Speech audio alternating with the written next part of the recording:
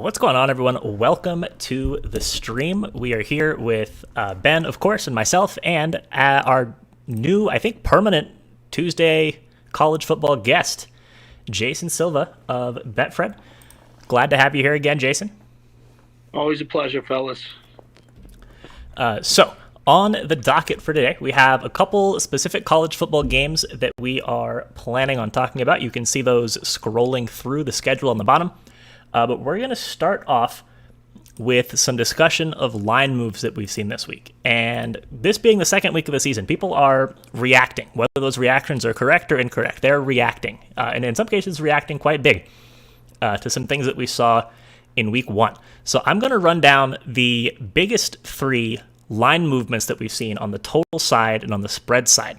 And we can just talk about those for a second. So on the total side, the biggest line move that we've seen is a drop in the game between Tulsa and Oklahoma State from 59.5 all the way down to 51.5. That's an 8-point drop. Second biggest move that we've seen is in the Temple and Akron game. That is up from 45.5 all the way up to 52.5. That's a 7-point increase.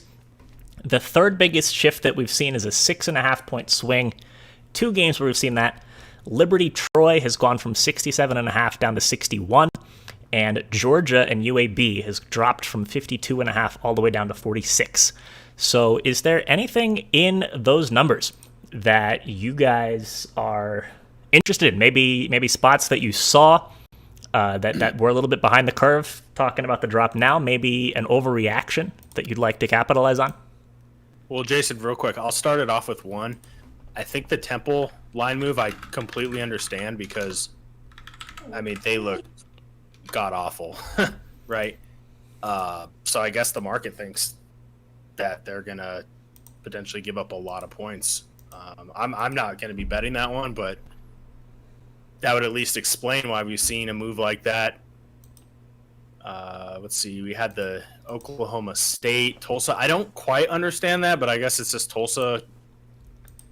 I mean, they couldn't put up any points against UC Davis. Yeah. If you can't score on a 1AA program, I mean, whether it's an overreaction or not, which just to point out, recency bias here is at its greatest with only one game played, and everybody thinks they have every team figured out already, right? So Nope. that game right there, due to the fact Tulsa couldn't really move the ball on UC Davis, and they're usually a stingier defensive team, at least last year. Again, just thinking of recency. Obviously, it's a new ball club. A year ago, they weren't losing to a UC Davis ball club. But, that would be one I would definitely just a point to last week's performance more than anything. So what was the last one? What was the last game? The last one was Georgia and UAB. Total dropped after the super low-scoring game between Georgia and Clemson. Total there dropped 6.5 all the way down to 46. Sorry, I didn't mean to cut you off. With that one, that doesn't surprise me really either. UAB is going to pound the rock. They had some explosive plays in the air last week. Again against a 1AA program in Jack State, backyard game. We actually touched on that one. I think because we streamed last Wednesday, we talked about that one briefly. Briefly, because you're like, the game starts. Nick was like, the game starts in 5 minutes, and you're like, no, it doesn't. I thought there was another hour till kickoff. I had to jump off to get to watching that.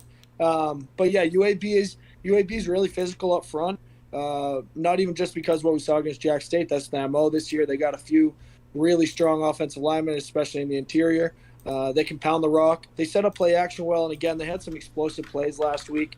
Tyler Johnston is not my favorite quarterback. I think the kid who came in last year when he was injured was a better option for UAB. I think he limits them, but if you watch last week's tape, you wouldn't agree with me on that. The kid looked great. He threw some really good deep balls, but getting to why this number would drop, this Georgia defense, they allowed almost nothing on the ground to Clemson. Clemson couldn't run. I saw a stat today against under 8-man boxes, so seven-man boxes. They had, I think it was like 8 negative rush attempts. A record for a team who usually can move the ball at will. Georgia's really physical, up over the top. They're not going to get beat by Tyler Johnston and these UAB wide receivers. If they do, it could happen once, but you're not going to see that too much. So lean under, even at the number now. Obviously you don't have the same value at the total open on Sunday, but that one makes a lot of sense to me why that's a low scoring ball game, and I see it absolutely being one unless Georgia blows the doors off of them.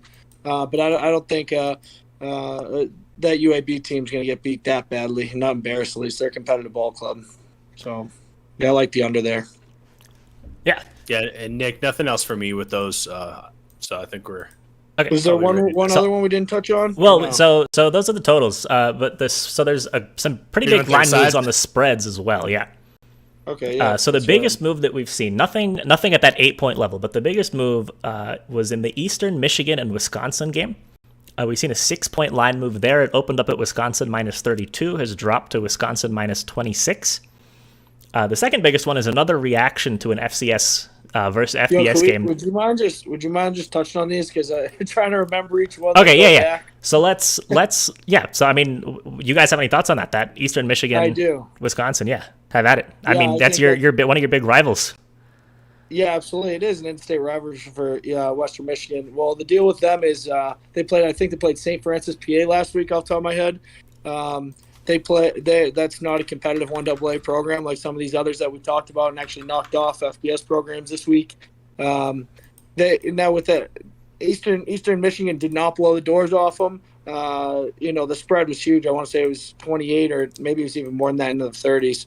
But they have a lot of things to clean up, Eastern Michigan. But with that said, last year, I mean, this team came alive at the end of the season offensively. Defense was abysmal at least under Creighton this past season. But I think this team returned all the production offensively. They can light up a scoreboard. Relative talking about when they get into the MAC play, but I think they should be able to score some points here. I think that's a complete overreaction to not the best performance against the St. Francis PA. So people are getting caught up in what they saw week one. Again, people think it got all figured out.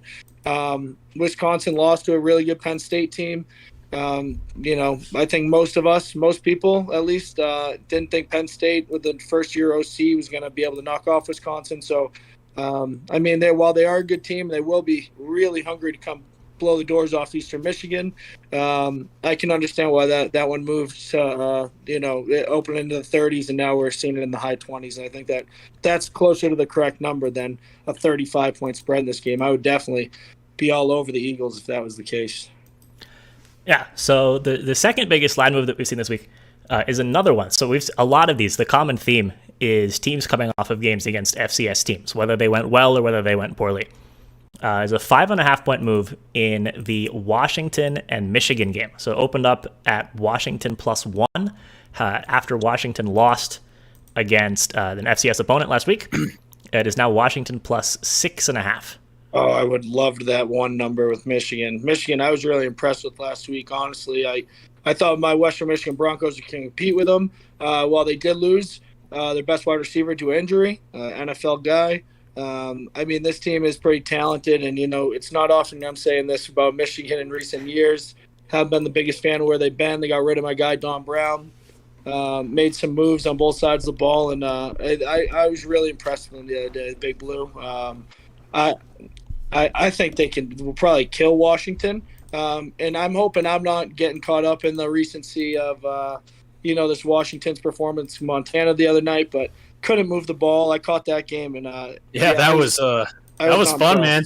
It was fun because I didn't have a bet in it. But if you had Washington, you were probably, not having a good time watching that one. Nick, should we just hop on into that one since we're on topic, or do you want to keep? Yeah, we don't have it on the official schedule, so now it's the time.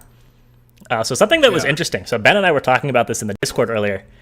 So teams coming off. FBS teams coming off of losses to FCS teams. The question is, how do those teams do? Is it like a bounce back spot where they're undervalued, or are they losing because they're bad and they're going to keep not covering? And the answer is kind of interesting. So just over the last 4 years, completely in general, FBS teams are, I think the number was 6-14 ATS in their game following a loss against an FCS team. So it's kind of an indication that this is just these teams are bad, and the market is going to take several games to adjust. It's not like like there's a bounce back. No, if you lose to an FCS team, by and large, it's because you're not good. I think that's a really fair assessment, Nick. And then data obviously proves that. So, yeah, I believe that totally.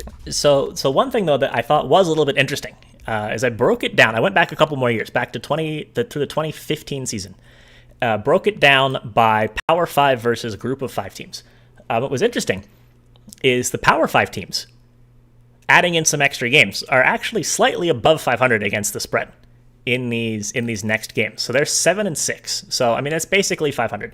But the Group of 5 teams, again, adding on a couple more years, dropped to 10-17 against the spread in their air quotes bounce back game, coming off the loss to the FCS opponent. So yeah, depending maybe because there's more parity in talent between these 1AA programs and a Group of 5 than there is from the Power 5s to these FCS opponents, and maybe it's just way more of a letdown for these FBS opponents.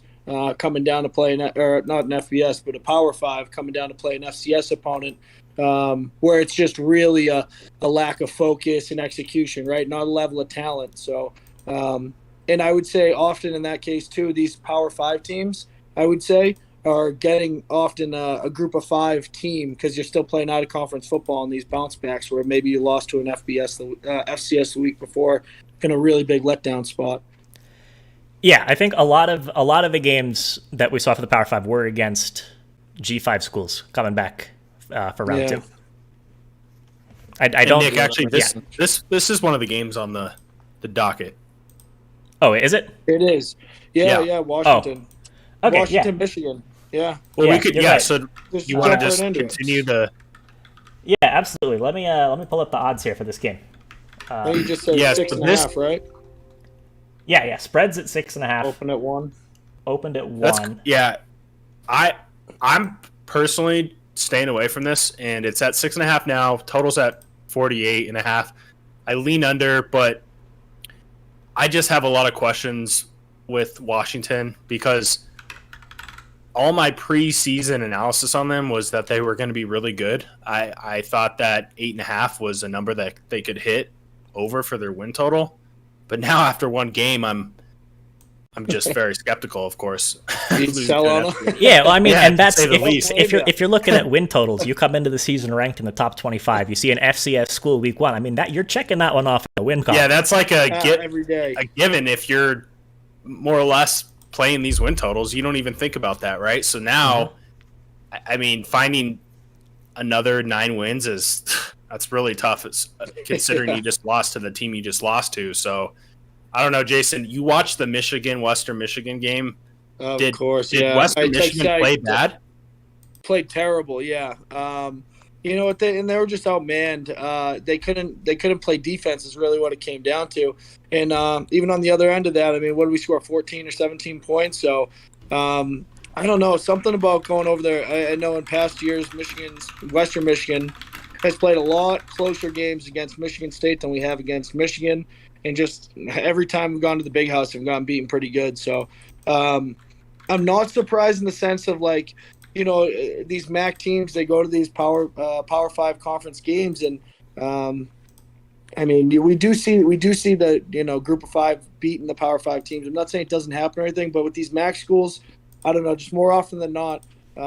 Like, for example, Ohio-Syracuse was one of my biggest plays last week. I just knew, even though I was at home, Ohio, new coach, a little transition, and just them coming in. Same thing even when Syracuse came to Western Michigan a few years ago. I backed Syracuse. So maybe call me crazy or being a fan that I backed Western last week. But offensively, with Kid Ellaby and all the speed that they have, Michigan State transfer running back who had been with us last year and had a really good season. And we got like 4 really strong receivers. Crooms, Bushell, I mean, go down the list more. Those guys, we got some weapons over there. So I was really shocked by the performance, really let down. I thought we could keep it inside 17, but I give the credit to Michigan. So I'm not going to over-exaggerate the fact they beat Western Michigan, handedly and say that they're going to be great this season, but they're definitely in a better place than I thought they were coming into last week, and it's just the opposite for Washington. So again, maybe I'll fall into the trap of what we saw recently, right, in week 1. But I think this Michigan team's got to figure it out. They're hungry, and they're going to be competitive. Now, they're not going to be Big Ten beaters at the top level, but I think they'll take care of Washington this week and cover the spread. I would get on it before it climbs up over 7. Yeah, I definitely lean under in this one. That's probably my best play. I'm not going to touch this, though, from a side perspective and bet, just because I think there's better value on the board for me personally. But are you going to have anything? What's that in this game? Yeah. You know what? Honestly, I mean, now that I'm giving it out here, I almost gotta bet it now because I feel like a phony. So I'm saying I'll probably get on it after this for something small. It's not one of my core plays of the week. It's on the docket to talk about, and that's just where I stand on it. If I had to make a bet on it right now, but I'm gonna bet it after this. I just said I would. I'm betting it, so I'll put a couple shekels on it. Michigan to cover the number. So something interesting. So Aaron in the chat, who finally decided to tune into the Twitch streams, said Washington didn't have any of their stars playing last week against Montana. And he said if they have another bum lineup this week, Michigan's going to steamroll them. Do you guys have any information about kind of what Washington is doing lineup-wise? I do not actually know. Yeah, I think. I'm trying to think why they'd be out. Well, he was saying that Washington didn't have their stars playing in the game. Who's their stars? I mean, Montana. I hear him, and he could be right. He might know more in that sense of they're missing some personnel. I don't know who. So if you want to fill me in, we can go down that hole. But he said top 3 wide receivers, and I knew the running back was out. What was the reason? Are they coming back or what?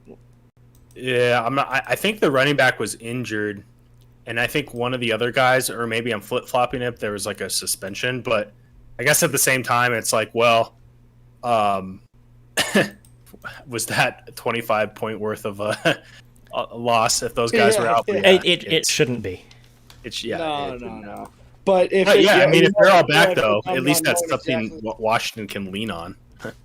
Yeah, I mean, honestly, Aaron makes very fair points. If these guys are that impactful players now, I wouldn't say anybody besides somebody we all know, these big-time quarterback in the college football isn't going to be a needle mover too much when we're talking about how the line's going to move, right? Nobody's worth – well, I shouldn't say nobody. In some cases, I guess you could be worth close to a touchdown, but – I mean, non-quarterbacks aren't going to be worth that much. Yeah, exactly. No running back at Washington is going to be worth anything like that. So while that's a good call, I'm not going to be shook off due to that. But I am going to look it up after this because I don't want to not know and make a bet. As we all know, that's not the smartest thing you could do. So I'm happy I didn't bet it yet. Yeah, research first, bet later. Yeah, wish I had included that into this. No, Nick, it goes bet first, right? Bet first, research later, regret it, lose sleep, sadly, people cash out, and then it's like I have to defend my point. Yeah, I can't say Aaron's right. So fair enough. Hedge out and just pay the juice, right? Yeah, make your bet, then do research, and then hedge off and pay the vig. Mm-hmm. Yeah. Yeah, I mean, you go 1-1 that way, right? Yeah, 1-1 easy, and down a couple, 500 bucks. Yeah. So also Larry says you guys need to stop surprising me. Now I'm late. So I want to touch on this. It's a little non sequitur what we're doing, but we are gonna have like a pretty consistent stream schedule coming up with college football gearing up, with NFL starting in 2 days. How crazy is it to say that? But we're going to have a consistent stream schedule that we're going to stick with. I'll post about it in the Discord, exactly what the deal is. But you can expect to see us here 6 o'clock Mountain every Tuesday, I believe, is the plan. Yep. That'll work for me. All right. Yep. So no surprises next week, Larry. No excuses. So next up, we have another game. So we were a little bit blessed last week with all of the Thursday and Friday games. Like we got a little warm up. We got to dip our toes in the college football waters before Saturday. We don't get quite as much of that this week. Just a couple games, and I think that the premier game, if there is one, among the pre-Saturday group is UTEP and Boise State. Premier, huh? Yeah, I mean the only competition is Kansas. The only competition is Kansas and Coastal Carolina. Coastal might be the best team out of the four, but Kansas is certainly the worst. Coastal's definitely the best team out of four, and you're right about that. That's a fair enough point. And I think there's only 2 games Friday night is all we got. Yep, it's the Boise game and it's the Kansas Coastal game. Coastal, yeah. So in this one we have Boise State quite heavily favored, as they should be, 26 points, and the over/under set at 56. So we talked about Boise last week against Central Florida. They managed to grab that cover on the hook. Spread was set at 5.5. They lost by 5. I mean, that's wild game. We got it. We got it at least. Cover. Yeah, I think we talked about the total. I don't know if we gave out a pick on the total. I think I leaned under, actually, is what I said on here last week. And what was it? I think it was 35-30 was the final. Yeah, and I think the total was like 67.5 when we streamed. Oh, yes. Yeah. So we did get there too. Just barely. But I mean, that's what counts. This is one I definitely wanted to talk about, because we do have a play in this one that we gave out to our Capwise subscribers. But before we give out that, I want to just set the foundation on this one. So over the years, I've always noticed in my head that Boise does not cover at home. And I wanted to look up the numbers. And I think we're all on the same page with trends, guys. Like, we don't look at trends and then make bets. If anything, it's, see if the trends support it. But even then, I try not to even look too much at trends. But I was really curious about Boise at home, because in my head, again, it seems like they were never covering. They always win at home, but they never cover. So I took a look at some of the numbers. Since 2010 at home, they're 59-8 straight up. So, of course, they're winning at home, right? But they're not covering. They're 27-38 when they're home favorites. The number is 28-39 just overall. So they were only underdogs 2 times at home over the last, I guess, 11 years, which is actually pretty remarkable. But at the same time, it's the Mountain West, so it doesn't. Yeah, I mean, and a lot of WAC games in there too. Yep, and then which the WAC that doesn't even exist. So, again, why I'm bringing this up, it's interesting because I think naturally the public loves the blue turf type of factor. Like, it's very public-y, if that's even a word we can use. But I think with UTEP, they had to go under a whole reconstruction. They only have 11 scholarship players. 3 years ago, new head coach came in, Dana Dimmel. They returned all those players from last year back on offense. They've already played 2 games. The first game they looked decent. Second, a little questionable against a FCS opponent. But I just think 26 is too much, Jason. 26 is too much. Yeah, maybe so. What I was impressed with UTEP last week and what I saw, I didn't catch. Honestly, I was watching some other games. I didn't catch too much of them against New Mexico State. I followed the score, but I did watch some of that Bethune-Cookman game, which is kind of crazy. I caught some of that. With their defense last week, man, they let up 28, 4 touchdowns to Bethune-Cookman. I don't know. They ran all over them though. 2 backs with over 120 something yards. But with that said, they played 2 patty cakes week 1 and it's crazy. They've already played 2 football games. But yeah, they've played patty cake opponents. Well, I do think they're a really well coached team. They got the whole band back together, as they say. Offense coordinator, special teams coordinator, head coach, and defense coordinator all come from the same coaching tree. They coached together back in Houston back in the early 2000s. And, they fit in there all back. They got the whole crew back, and they think this is their time to start grinding. With that run-first approach, I love it. I love the style of play that they have. And maybe this is too many points in this case. And we did see Boise play terrible in the second half, whether they wore down. I don't know what it was. If you look statistically, they just couldn't run the football, right? First half, they scored plenty of points. Bachmeier threw for almost 300 yards and a couple touchdowns. but they could not establish the run game. And I don't think that will be a problem this week, but it's something to look for. If Boise can't run the ball, all down the throat of UTEP this weekend, then I got a lot of questions of what they're going to do in tougher games as they get into the Mountain West Conference, where you do have you got some tough opponents this year with San Jose State, Nevada, Fresno State. So yeah, I mean, I don't have an opinion honestly on this game, or too strong of one. I'm not going to bet it. If I had to make a bet, I don't know what I would do, because that is a lot. That's a lot of points, 26, and I think it even opened up at 28. It did. It opened at 28. Immediately got hit hard. I mean, 28 would have been beautiful. I gave it out at 27 to our subscribers. I wish 28. I mean, that number went. It was gone in probably 30 minutes or less. Getting 4 touchdowns at that key number. Yeah.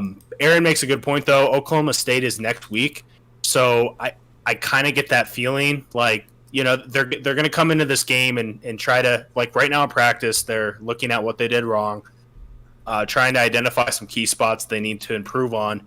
But I also think that they're not going to open the playbook. I mean, they know that. Yeah, maybe not too much. They shouldn't need to. Now, if they got ran all over and moved offensive, up front, on the defensive line, they're gonna. I don't know. Yeah, it's a tough one in my opinion, Ben. I have this as like a 21-41 type game.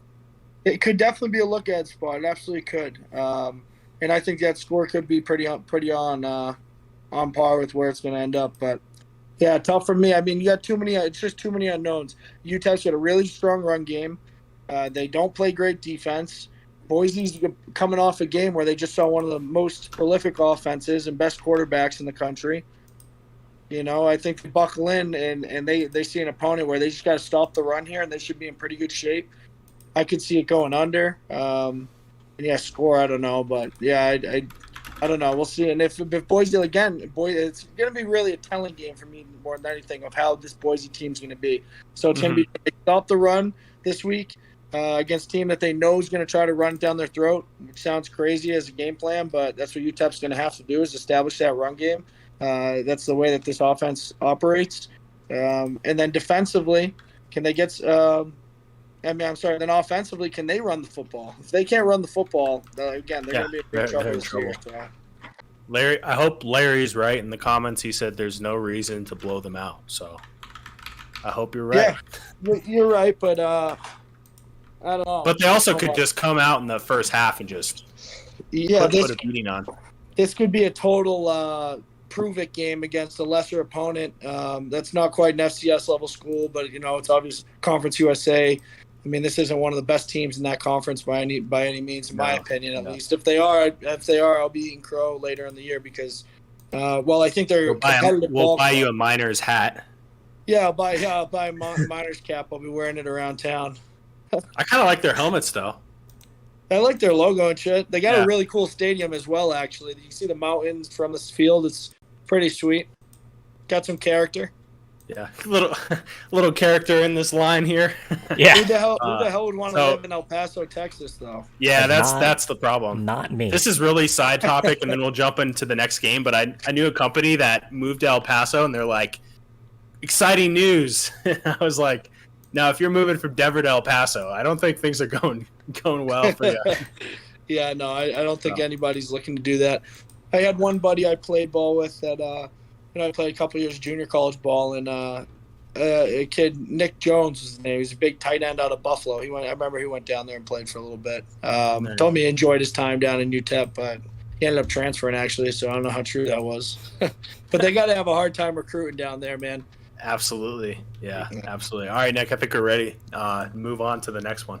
All right, so the next game that we're going to talk about is one of the more marquee matchups, I suppose, this week. Texas and Arkansas. Yeah. Two teams coming off of games where, if you look at the final scores, almost identical. So Arkansas knocked off Rice 38-17. Texas knocked off Louisiana 38-18. Very impressive performance by Texas last week defensively. Levi Lewis, they controlled him. His numbers looked serviceable. He didn't turn the ball over, throw it in the air, but he looked He looked nervous all night. Again, the numbers don't really reflect that. I think his completion percentage is up around. It was around or higher than 60%. Off top of my, They couldn't capitalize. yeah, they just couldn't do anything with it. And that one was one I liked ULL, and I like them a lot this year. I think they're the best team in the Sun Belt. Despite everybody's going to probably be throwing them out now and thinking Coastal's going to run that division, or even App State, who looked really impressive against East Carolina last week after a slow start. But I really like that ULL team. I think they return one of the highest production percentages in college football, and I loved them the past 2 years. Billy Napier's a great coach, so I think that was a really, really good at-home win by Texas. I think every Texas fan was holding their breath. We saw that line move like a full touchdown from the double digits down to like 8 or whatever it had closed out. So yeah, really, really impressed by Texas. Now, again, we can't over-exaggerate a win over a Group of 5 program, but that's a team that's a ranked team coming into the season in ULL. So you also can't sleep on them and say, oh, they knocked off a Sun Belt ball club, but that's really not the story. And on the other end, what's so different about, you say these scores look very similar. Until the third, fourth quarter, Arkansas was in a tie ball game. I think it was 17-17 in the third quarter against Rice, who a year and 2 years ago, one of the worst teams in college football. They are building. I mean, they're not that bad. They looked impressive, but that might have been one where, because I think this Arkansas team, I think their total was only 6.5 for the year wins. And I didn't bet it, but I leaned over like heavily. But I just tried to, you can only pick so many spots and win totals. But I think that's a good Arkansas team. But they let their foot off the gas really, or I'm sorry, they came in without really any focus. But I think Texas will take care of them this week, in my opinion. I think, again, I'm really impressed with Texas, and hopefully I don't fall trap to, seeing what it is lately and what we saw in game 1. But I think Texas should get it done. So this is interesting to me because it opened up at 5.5, and it's jumped up to 6.5. Yeah.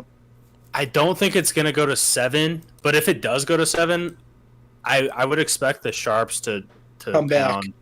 Yeah, because come back. Yeah, you come back that key number. I would have, if I was on this game early on, I would have been getting the 5.5, take some 6, and then come back on the 7 with Arkansas and hope to catch a middle. Yeah, exactly. So as far as like a game plan, I really think Arkansas, seeing film of Bijan Robinson, I mean, he took over that game.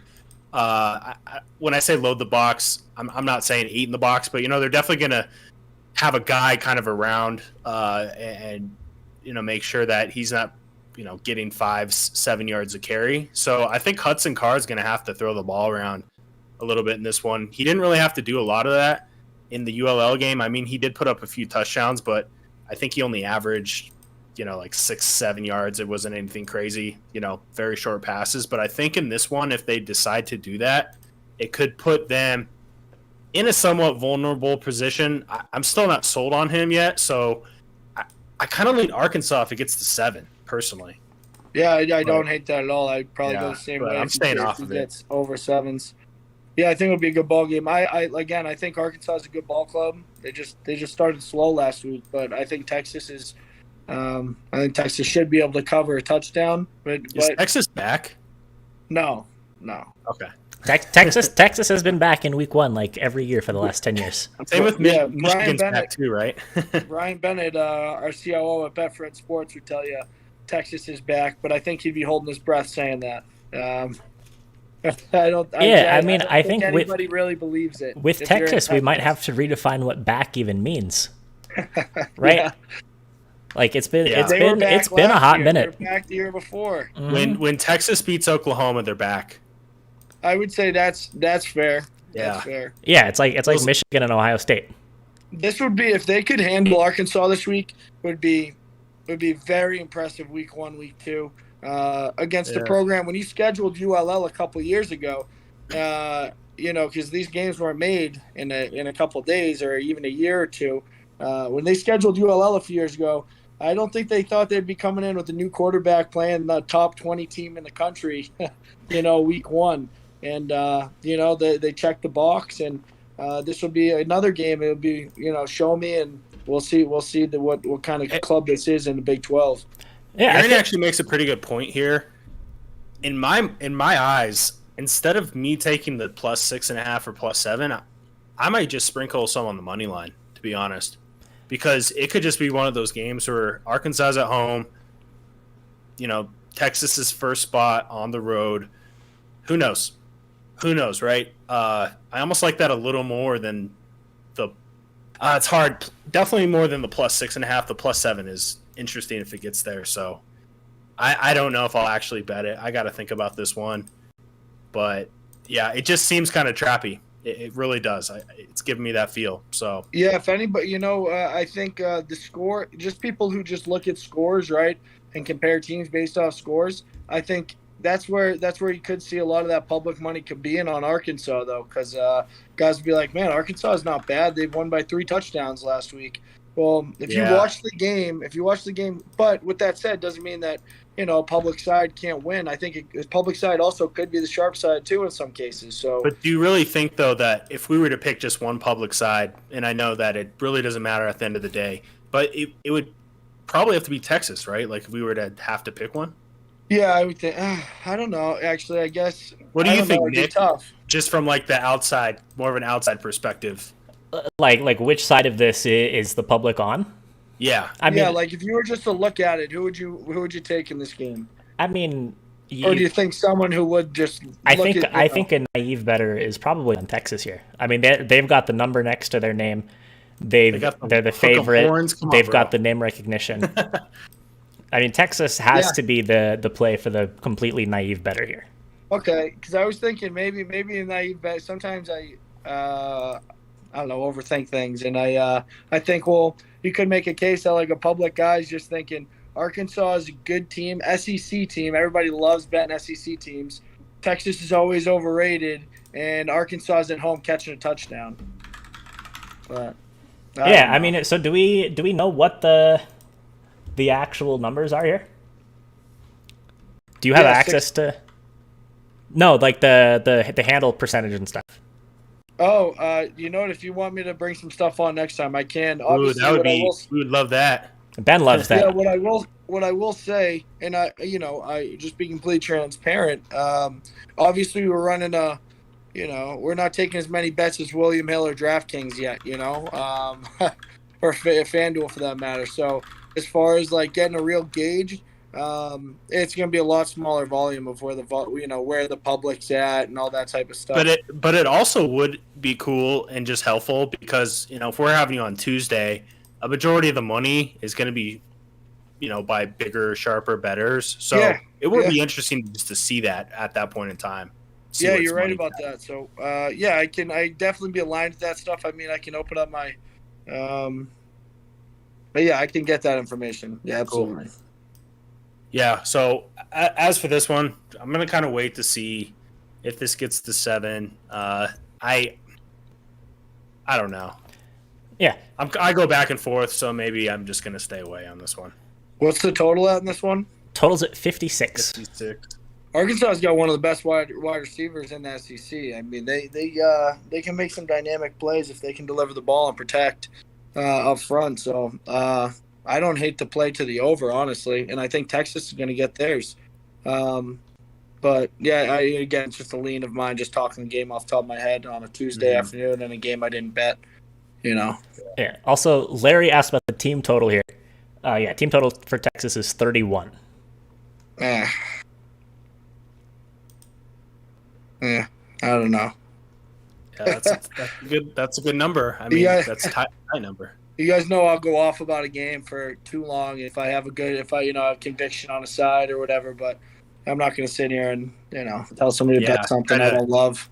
Yeah, but no, I will say once again, it will be interesting to see how Arkansas schemes.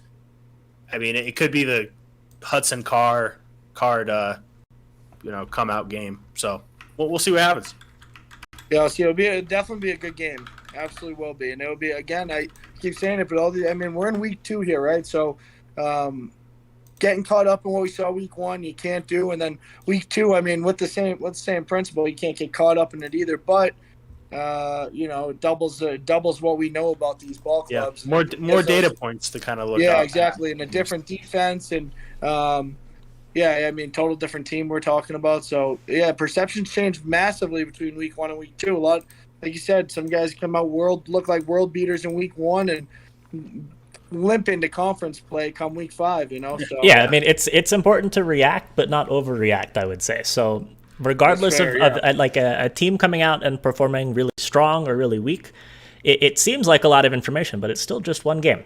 I wish it was Right. that easy. Every team That it will would be have, easy. or every, I mean, pretty much every team will have really good games and really poor games throughout the course of the season. That doesn't mean just because you had that game in week 1, that doesn't mean that's who you are. yeah, absolutely. And I would say, honestly, looking at, from coming out of the past weekend and going into the next weekend, I would say, if anything, I'm looking for spots of teams who did lose, who didn't cover, or maybe did lose and did cover, but I don't want to say didn't lose and didn't cover, but teams that just lost the ball game, and who are getting a bigger number because of that, or maybe a team played somebody so bad, where the market's overreacting is where we should be trying to find. Well, I think that's a perfect segue to this next one. Okay, cool. Because Yeah. I'll take this, Nick. Wyoming, Northern Illinois. Wyoming almost lost to Montana State straight up. I mean, I think it came down to the last few minutes. Was it a game-winning field goal, or maybe it was a touchdown? It was. I mean, I was late score to get it over. Yeah, I wasn't watching the game, but I was Yeah, checking my phone, and yeah, it was a close one against a good Montana State team. But at the end of the day, Wyoming is favored to win over 8.5 games, and they were at home. I mean, 22-point favorites. It shouldn't have been that close. And I have a lot of question marks about Wyoming, but at the same time, they won the game. They can build off that momentum, but now they're 6.5-point favorites on the road outside of Laramie, which, Laramie, besides last game, but they typically have a pretty good home field advantage. They cover well at home. Now they're on the road. I couldn't even tell you where Northern Illinois is located. Probably the north part of Illinois. Cobb, Illinois. It's in Illinois. Cobb. Yeah, it's in DeKalb, Cobb. Illinois. It's like hour west of Chicago, maybe hour and a half west of Chicago. Yeah. So 44.5 is the total. This has dropped from 46. No surprise, a lot of Wyoming games drop in totals. Seems like that's they play one of the slowest paces in the country with this offense over the past few years. And good defense, more or less over the courses of the season. So what do you know about this Northern Illinois team, and what do you like in this one? Well, what I'll tell you, while we're getting on the topic of the Cubs, you didn't know where they were. I'll tell you this. This is something you should know, that this stadium is like a wind bowl, the way that it's set up. One end of the end zone is open. So I remember when I played there, that place was whipping, and it wasn't just like a windy night us playing there. It's just the MO for that stadium. The Gus kind of it's just the way it's built. They got they built this locker room, weight room, everything in one end zone, and the other is like to a hill and it's open. And just the way that, I don't know if it's the stands or what it is, to their advantage. To their advantage, and maybe not advantage because Wyoming's used to playing in the cold, but they're not going to DeKalb in November when it's MAC play and it's absolutely freezing and the wind is whipping in there. But yeah, that's that and the pace of play of Wyoming, and NIU played good defense last week, right? They were able to shut down the run. Sean Chambers is still a lot. I think his first name's Sean. I know his last name's Chambers. The quarterback for Wyoming. He's not all that impressive, honestly. He didn't look good last week. NIU, what I know about them is they're picked, I think, last in the MAC West just 2 weeks ago. And now I saw a power ranking today. I don't know who these jabrones are that put this stuff together, man, but I'm looking through this power ranking list. They get paid to do this stuff, too, which is wild. Oh, my God. I'm looking at NIU is the top power ranked team in the MAC after last week over beating Georgia Tech, and Georgia Tech gave the game over away. Toledo and Kent State, or not Toledo, sorry, Kent State and Western Kentucky and Western Michigan. Wait, no, I slow down. Toledo, you were correct. Western Michigan, correct. Central Michigan's good. Kent State's good. Yeah, I mean that's a crazy take there that NIU's the best team in the MAC. It's mind blowing. But they beat Georgia Tech last week. ACC. How did the ACC look last week outside of Boston College, who played Coldgate up in Hamilton, New York? or from Hamilton, New York. They played at Chestnut Hill, but yeah, that ACC looked garbage last week. But yeah, NIU returned one of the lower productions of players. Thomas Hammock, coach, I think he took over Bear Cupboards. I said this last year, and I was really low in NIU the past 2 seasons, and have been pretty spot on about it. They're picked again coming into the season, not high hopes, and I don't think that they figured things out. And I think it's a buy low spot on Wyoming. So I much prefer Wyoming on the road. Although again, I'm not a big Chambers fan. I really am low on NIU, and a win over a Georgia Tech team who played terrible. And technically is one-dimensional. I think NIU was able to capitalize on that and, got some luck. And I think an ACC team took NIU too lightly. They haven't beaten anybody in years. Used to be a really strong program, but they have been and are trending in the wrong directions. They're not recruiting like they used to in the MAC, and it's just it's not the same program that everybody got used to knowing with NIU. I mean, we forget NIU had a 3rd place Heisman Trophy finalist within the last decade. Yeah, Jordan Lynch, right? Yeah, I mean, it's like one of the absolute most exciting players that all of Group of 5 football has had in recent times. Yeah, putting up like 500 yards a game. I remember that. He was nuts, man. And then before that, I mean, they were already before him. That program had been good for a decade. What was it, in the early 2000s? They beat Alabama when Alabama wasn't Alabama they are now. But I mean, they've been a program who's gone on the road for 15 years now, and has given people headaches even if they don't win. They've been cream of the crop in the MAC, and they are not anymore. And let's not be fooled by week 1 win over Georgia. And with that said, Wyoming, I do think they're good, but they're that second tier in the Mountain West. Although I think they returned actually the most starters from last year. I think they had 21 or 22 starters returning. So a defensive-focused team, a team that can run the ball down your throat. They're good. They're definitely not great. Again, I put them tier 2 Mountain West behind the Nevada, Fresno State, San Jose State, and Boise. Yeah, and Jason, I mean, what does it tell you that this line opened closer to 5.5, and it's moving? I think people are identifying, the sharper, smarter bettors are identifying that the Georgia Tech game, a little bit of a misleading type of overreaction, and then of course with Wyoming, I think you take away those 2 games, and I know we have to factor them in, right? But Wyoming is the more talented team. They have more veteran, experienced players, and they have the better defense. So they're a better coach team too. Yeah, better coach team. So other than them being in the Cobb, now I got that. Yeah, I don't know. I'm seeing this 7 on some books too. So you guys have it at 6.5. So I wouldn't be surprised if this moves, but yeah, 44.5 is a pretty an NFL total. Yeah, pretty low total. That's an NFL total. Yeah. So I lean under still at 44.5, to be honest. Yeah, slow-paced ball game. I definitely go Wyoming. I would say that, man, I'm surprised that the number's that big. But again, I think the guys who really move these markets get it. With Wyoming's the better ball club here. It's a buy low spot, sell high on a team that, with no expectations this year, everybody can land a punch, and NIU landed a punch week 1, but I don't even think they'll be competitive in the MAC this year. Competitive meaning in the top half of their side of the conference. So, and Jason, I mentioned with the Arkansas game at a 6.5. I said if it got to 7, the Sharps would hit Arkansas. I don't see that happening in this one. If it gets to 7, I don't either. Yeah, I don't see Northern Illinois getting a ton of. If anything, buyback. It would be the public. If anything, it would be the public better thinking NIU touchdown at home. Yeah, key number. NIU being good for the past 10 years. Does the public better care about this game?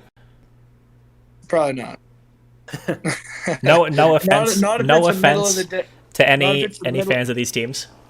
Hey, not if it's the middle of the day on a Saturday, but with that said, not everybody who's betting like us and focused is sharp. I mean, that's very true. I mean, there's levels of public. There's levels, Nick. Yeah. Yeah, shit. I make bad, stupid bets all the time. Well, and then there's also your group of people who think they're sharper bettors, but they're actually the public. But that's a whole nother. You don't need to go down there. Those. And, I'm a sharp. This is just me speaking, not maybe the operator, maybe take off my Betfred hat for a sec, but like I would have said prior to being on this side of the counter as well. I don't know if I should say it ethically, but just I'm a straight shooter. You guys know me, and I think a book's favorite type of customer would be a guy who thinks he's sharp, who's willing to put money up, and fires a lot. Right? I mean, those are the guys. Yeah. That's your favorite type of bettor, so a sports book could have, because they're going to give you a lot of money. They're going to give you a lot of bets. A lot of money is in handle. Give you a lot of bets, and you're going to make money. They think they have that edge, right? They think they're on it. They're like, oh, I got it. That's the most dangerous type of problem gambler there is, and that's where the fine line of guys who can't stay out of their own way. It's a whole nother discussion about ethically correct and stuff, because people do.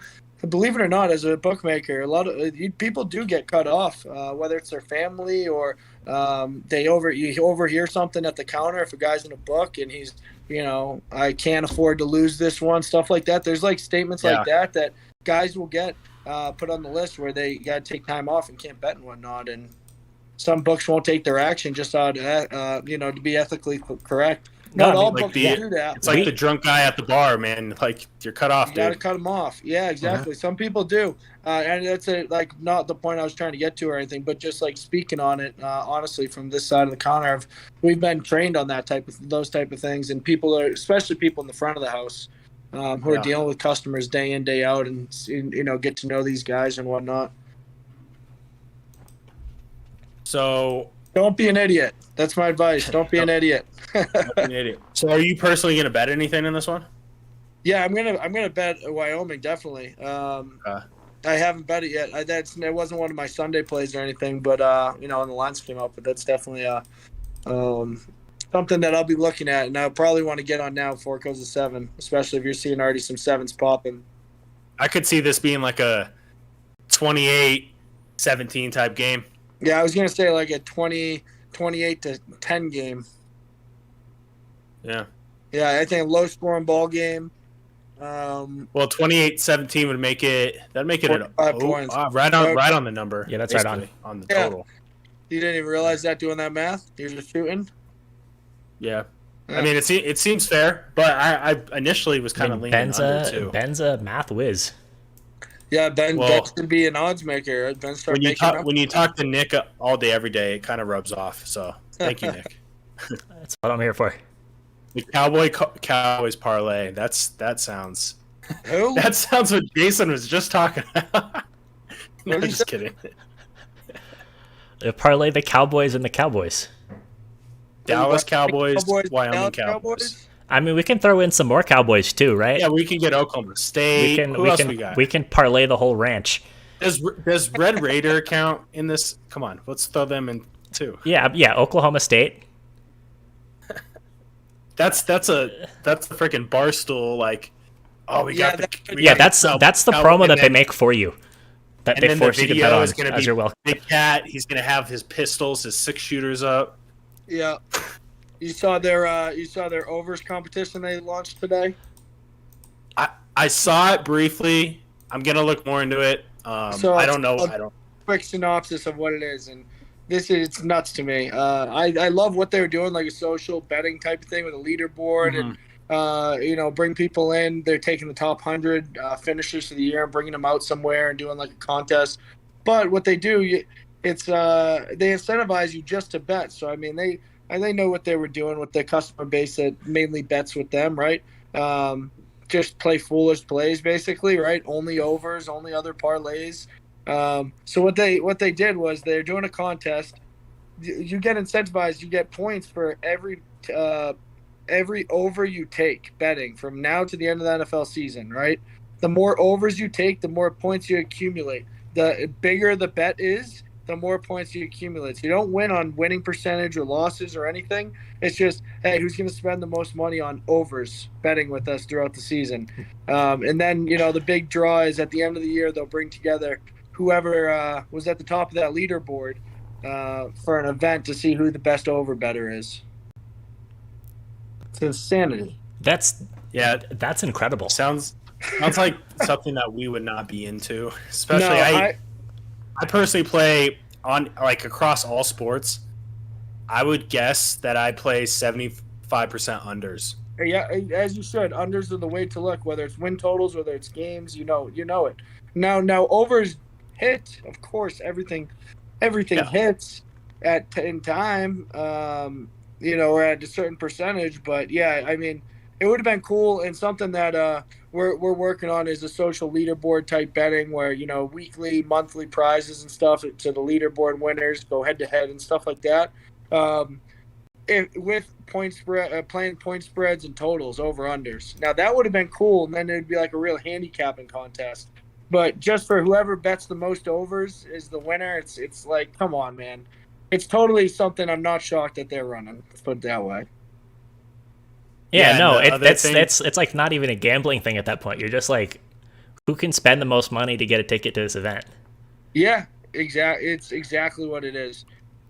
It's Who's like the biggest mush? Who's willing to just dying to come hang out and like I don't know. My favorite is yesterday. Dave Portnoy said Ole Miss -10, and it was like -8.5 at like literally every other book. I don't know if it was an old post. Maybe it was like late, but still, if you're gonna post that, I thought it was kind of funny. Yeah, got again, some shit for the that. number. Yeah, but I don't mean to bash, but I'm a stoolie. I love Barstool. I love most of their content. Just being a Boston guy growing up, I can't not support Dave Portnoy. I love the guy, but he is a complete phony salesman in a lot of shit he does. Let's call a spade, Texas A&M, Colorado. We're gonna save that for later in the week. I have another guy, Chase, who's gonna come on. He's a Colorado guy. But curious though, Jason, do you have thoughts. a quick 30-second All right, pick on that one? What's the spread? Set right I at can play this 17. game all day. What is it? Right at 17. It's in Empower Field, high altitude. I didn't think too much of Colorado last week, I will say. We obviously were on that Northern Colorado train. Ben actually led me to the pasture there, and I ended up betting that one pretty good. It was Good that was pasture. really funny story. I don't know if you guys know Bob Menery. Follow Bob Menery. You Yeah. know the voice he does, like the funny videos of commentator stuff. So one of his best buddies is an actor on Hollywood, Timmy Bader, Timmy Bounceback. He's in some of the Nelk Boys content as well. He's a character. I had met him at Red Rock that night, and he asked me for a couple winners. And that game, I gave him that. And what was that? Oh, I saw that. South He was Dakota probably like, State. "Why the fuck are you on Northern Colorado? What's wrong with you?" Yeah, dude. They both go through. South Dakota State's win money line, and me and him ended up having a lot of drinks and a lot of fun that night. But yeah, it was a great time, and yeah, good call on that, Ben. And the handicap was right. But yeah, anyways, just thought it was a pretty funny story. It was a funny night. But yeah, Northern Colorado covered for us. Colorado, I'm not all that impressed with. To answer the question, Texas A&M, I didn't get to watch enough of last week, so I couldn't really give you a real fair assessment on the team. I know there's really high hopes coming into this season, despite Mond is gone, correct? Before I He's gone. Yeah, so I know they. I know even without losing him, I thought so. I just didn't want to misspeak. That they were still very high hopes for this Texas A&M team this year. I don't know what to make, but I think it's a really big number to go up into altitude. I'll say that.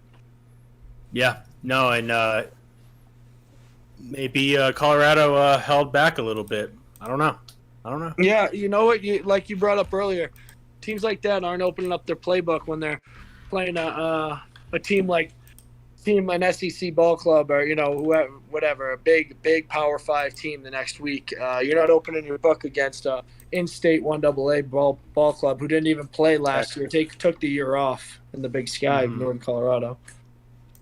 Yeah, King had a few interceptions. Kent State, I will say though, with Crum has a decent offense, and they shut him down. So I'll give them that. But At the same time, I think Colorado has. I did watch some of that game, Ben. I did. Yeah. Yeah. They played Kent State. That's right. I honestly, top of my head, I was like, I don't think I watched them play last week. But yeah, defense actually is very impressive. Dustin Crum can play. He's the most dynamic player in the MAC. There's no question about it. Even more so than Western's quarterback Ellerby, who's a stud. First, I think him and Crum probably 1-2 in the MAC.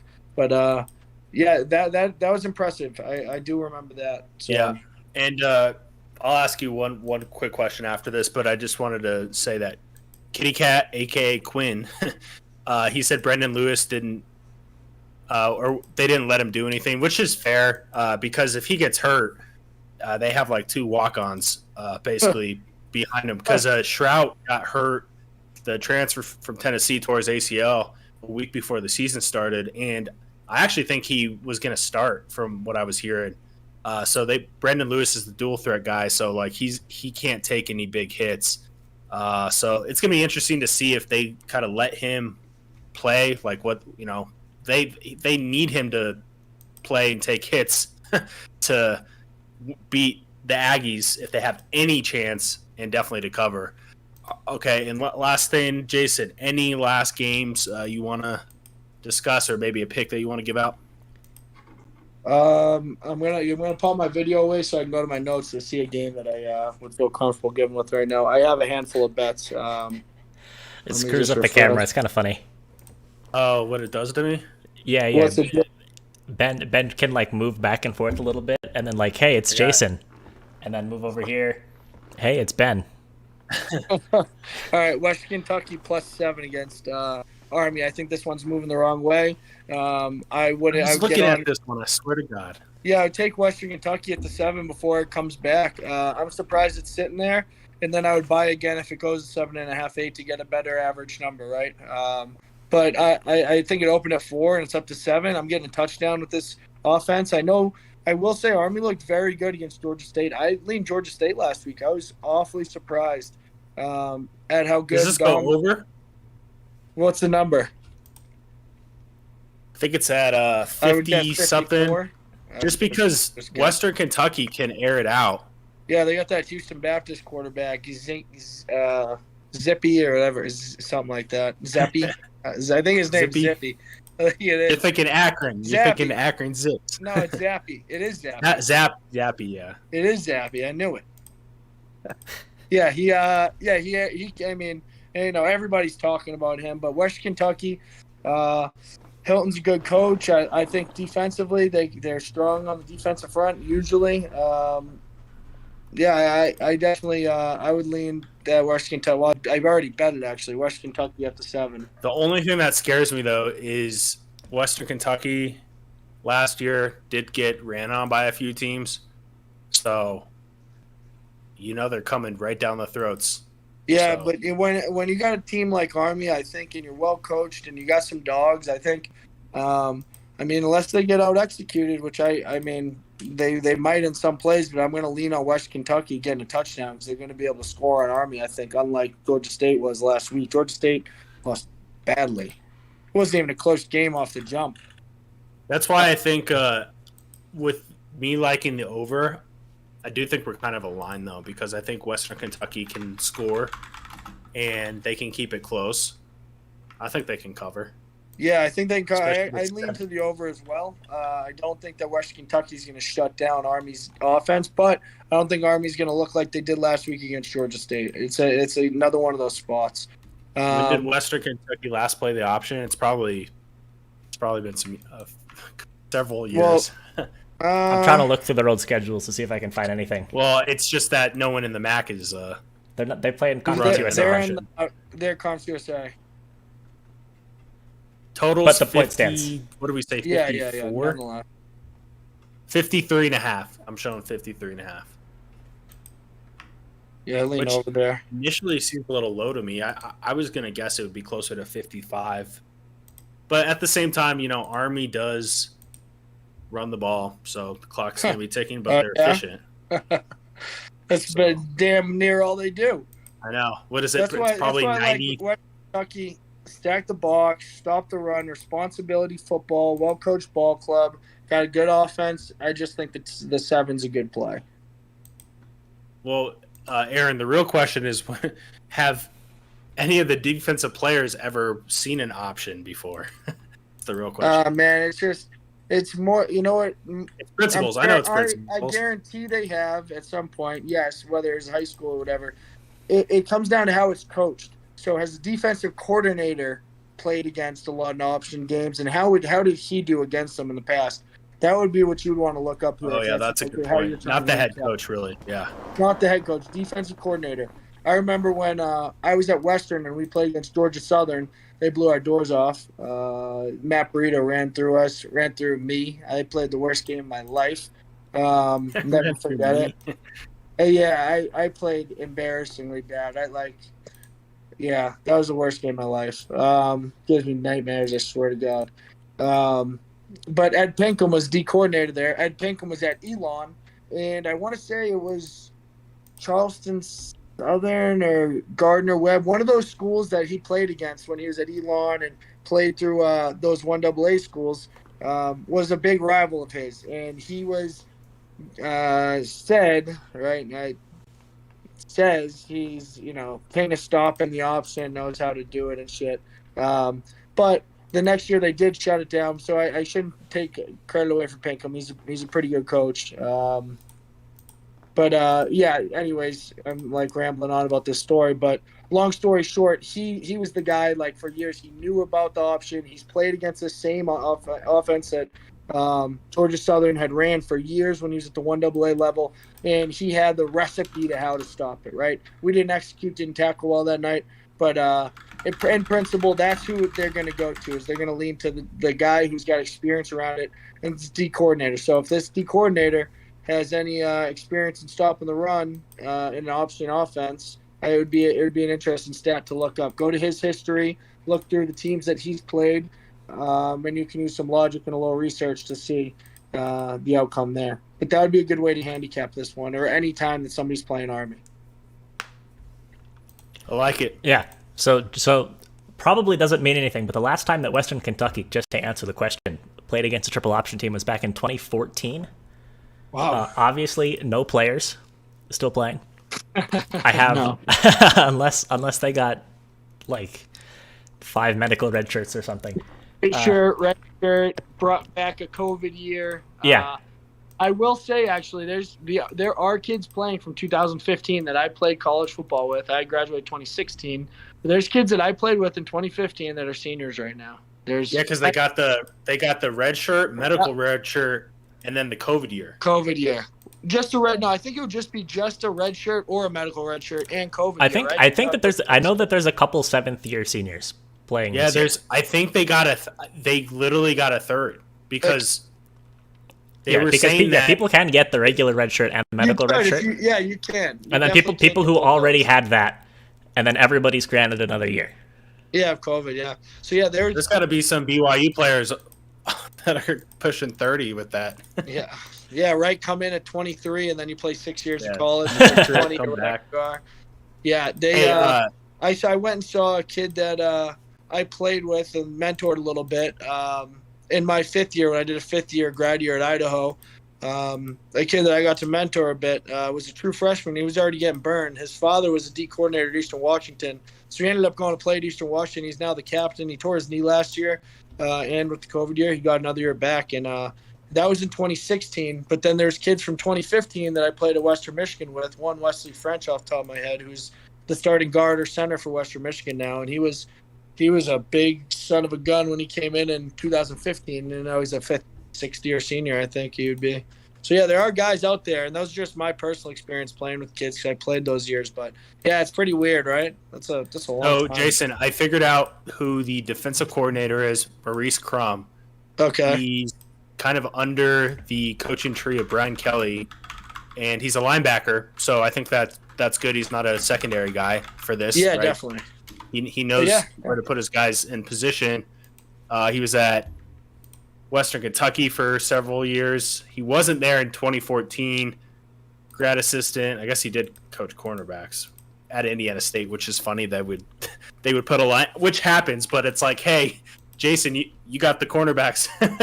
Like, You know what? isn't that kind of odd? Yeah. So I was on Jordan Lynch's Wikipedia page while we were talking about him. He actually returned back to NIU as a running backs coach. Oh, is he? Yeah, he's not. I don't think he's there anymore. But I think he converted to running back It's just for the NFL. I always find that interesting. Sorry, go ahead, Ben. Oh, I just find it interesting how they coach another position that they never played. Yeah. But yes, You do. You see some little guys coaching offensive line in the NFL too. Little men, little dudes. yeah. But Another teams. But yeah, Jordan Lynch, just his history. He went and coached and took over the I want to say it was Mount Carmel. It was one of the big Catholic schools in Chicago football. I'm pretty sure it was Mount Carmel. He took over for a while, so no surprise that he's in the coaching ranks now at college level. He's a legend out there. Yeah, too, he's actually there now. He returned to NIU as running backs coach and then got hired at Mount Carmel. Oh, really? Yeah. And then where's he now? Now he's back in NIU? He's still at Mount Carmel. Oh, he is. Oh, you were just saying after his career. Yeah, after his career, that was his first step. Was he a coaching TA there? Was he a grad No, assistant he there was. first? I think he played professionally for a couple years and then was like the running backs coach. Oh yeah. Huh. What do you know? Good stuff. Yeah. Jordan Lynch, legend. I don't know how we got to this. How we got into. Oh, we're talking about like guys coaching at position other than what they played. Because he was a running backs coach despite being a quarterback. Yes, fair enough. Yeah. Surprisingly, when I was coaching college football, I got hired to coach the D line at a D2 school back in Massachusetts. I was like, D line. I was like, I am a big fellow, but I've never played a lick of D line in my life. Put that hand in the dirt, boys. Yeah. Step one. I turned that one down. I turned that opportunity down. That's funny. But yeah, they do it, man. They do. You see it. Yeah. All right. I think we're probably ready to call this. We did well though. Last week. I think 3-1 maybe. Yeah, we had 2-1-1. We had that push, but some people probably got the number at 14.5 maybe for Minnesota. But yeah. And also, I would give us enough credit to say that we both were really adamant on Boise and the under in that game. Yeah. Mm-hmm. I think I'll give you more credit on that one. Like, I wasn't personally as high on that one, but I know you were, so. Yeah, so Ben, real quick. Quinn was asking about Ohio and Oregon State. Is that on your docket for later this week? Yeah, we'll cover that one. That's going to be an ugly ball game, man. Oh, it's going to be ugly. Yeah, because Oregon is not in a blowout way, just ugly. A leaderless Ohio University.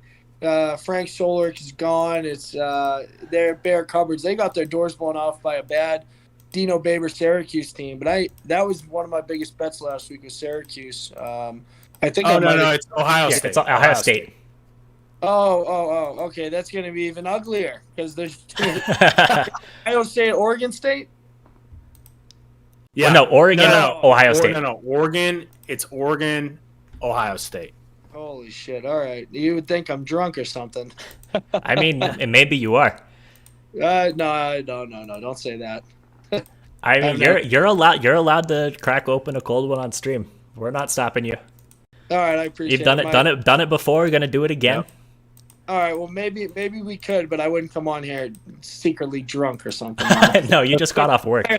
Jason's placing bets, and we're like, "Hey, what was that whole talk about responsible betting there?" Eh? Yeah. Oh, dude. Come on, you're setting me up for my work to think I'm fucking.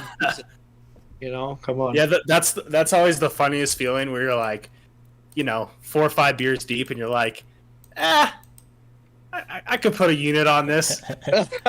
I do that irresponsibly sometimes, and I also sometimes tweet stupid shit when I'm drinking too. But I think everybody does that type of shit. But well, I think half the time you can't distinguish who's drunk and who isn't on Twitter. So you just operate under the assumption that everybody's drunk until proven otherwise. Everyone is drunk on Twitter. Yeah. Sometimes you're watching a game and I get so caught up and you just start tweeting like an idiot. Sometimes I'm like, and then I think about it. I'm like, all right, you probably shouldn't have said that, or whatever it is. Yeah, but I think we're all guilty of that. We'll touch on that one later. But it's going to be fun. Jason is I think in 3 or 4 weeks we'll have some action. So Tuesday night I mean, we may have to figure out if we have a play. We will have plays, guys. We might have to. I mean, we might have to start an hour early. Yeah, I think so. Tuesday You know what? play. That's a good idea. Once we get to week 4 and whatnot, I mean, those are my bread and butter. I'll talk too long about, right? So. Yeah, But Jason will tell you where every kid grew up, where he went to high school. Yeah, Mother's middle name. Yeah. Maiden names too. How many times she's been married? Yeah, it gets weird. Yeah. All right, we're gonna call some action. Yeah. So we're calling it here. It's been fun, but it is time to move on to some other stuff. So schedule for this week. Coming up real quick though. So Ben, you're going to be on at what time tomorrow? I'm not sure. I think probably 4 p.m. Mountain Time, 6 Eastern. And who is the guest? Rob Vino. We had him on last week. All right, so that's Wednesday. And then on Thursday, we have the pros. The pros are added on Thursday. We have NFL. Ben and I are going to be on doing full picks and props. We're going to have model simulations, full player prop simulations for the Cowboys game against the Buccaneers on Thursday. I'm just excited to watch some NFL. But we're going to hop on. I guess, what time does the game start? Like 6:30 or something? Yeah, 6:30. So we'll probably hop on hour and a half before that starts. And sure, then that'll be what'd you say, Jason? I said, you sure, Ben? That's the time? You look so... No, Ben, we'll figure out what the time is. We'll hop on an hour and a half earlier. Yeah. Ben's like, yeah. Kidding. Ben just was like, yeah. Oh, sorry, I was reading something. Yeah. We got a little spam message in the chat. Oh, it's all right. I know Jason's going to be on the Cowboys. Someone's chirping? No, someone asked if we wanted to be famous. Oh, yeah. Nice. Yeah, sure. No, I'm good. So yeah, you good with the schedule? I would love to plug, just fill in here what we got going at Betfred for the weekend. Yeah. So yeah, have at that. All right, so Ben, you can explain it. I think I know for a fact now we have a promo code made for all the Capwise listeners, subscribers, whoever wants it. Always can use another out.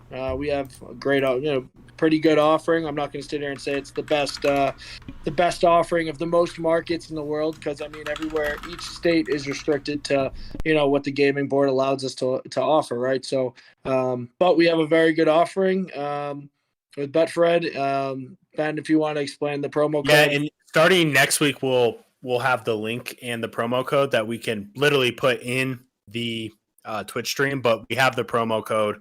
I think it says Capwise. We'll discuss it in the Discord too as well. We'll put it in there. So the details on that will be, anybody who comes from you guys and use the promo code, so you make a $10 plus deposit, so you've got to put in pretty much nothing, right? Sandwich money, and you get $50 free bet because of Capwise with us at Betfred. So I think pretty good promo, and then I'll tell you, we run more boosts, and when I say boost, we're not just putting together funny BS stuff like these other companies, just trying to make you take. I mean, a lot of them are like pre-made parlays of two favorites that I logically think most of you guys are going to bet as is. So we try to give you a little boost there, 20, 30 cents to the dollar, right? And make it something where if you're going to be making those type of plays, we'll be happy to take them and give you best price on them.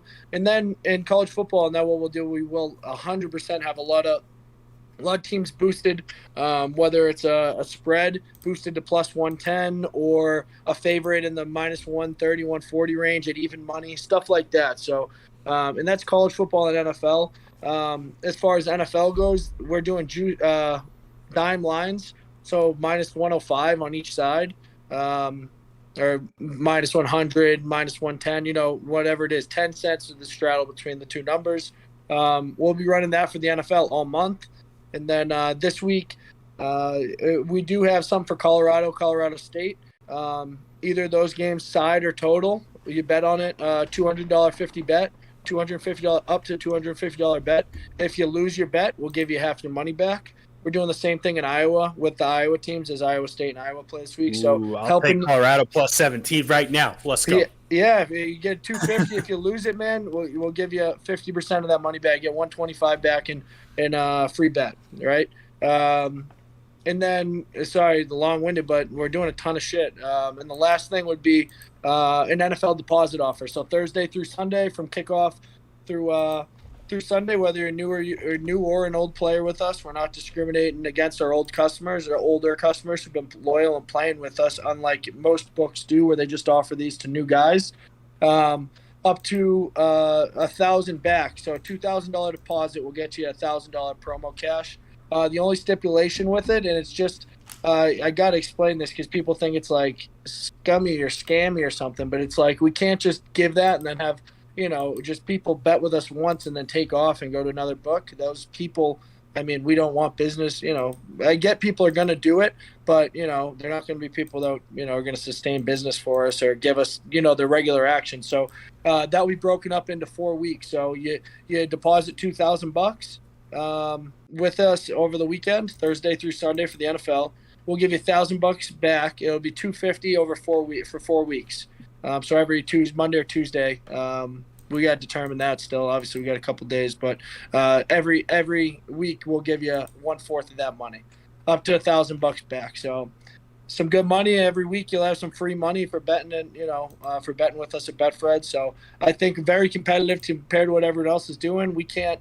We're not going to spend and compete with the FanDuels and DraftKings just throwing. I saw FanDuel's run something giving away $100 million in free bets and fantasy free credits. It's like we're not playing that game. But what we will do is offer very enticing things to customers without doing all just the pro. It's not BS. We're actually giving you real rewards back, in my opinion, and I have a hand in that. So as a bettor, I take pride in what we're running and how we're offering and how we're doing it. Right? No rollovers, none of that BS stuff like that. Yeah, you want to put out promos that you as a bettor would find enticing yourself.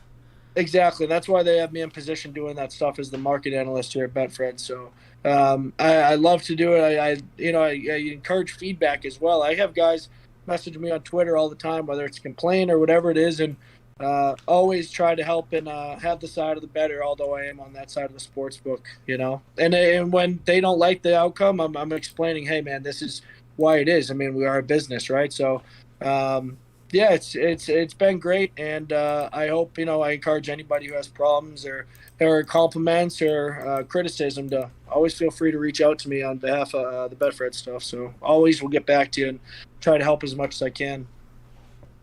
Awesome, man. Yeah, I appreciate it, and there'll be a lot more that we do with Betfred coming up, and we'll have the links ready to go for the next show. And I'm looking forward to it, man. So I appreciate it. And, best of luck with the bets coming up. NFL starting.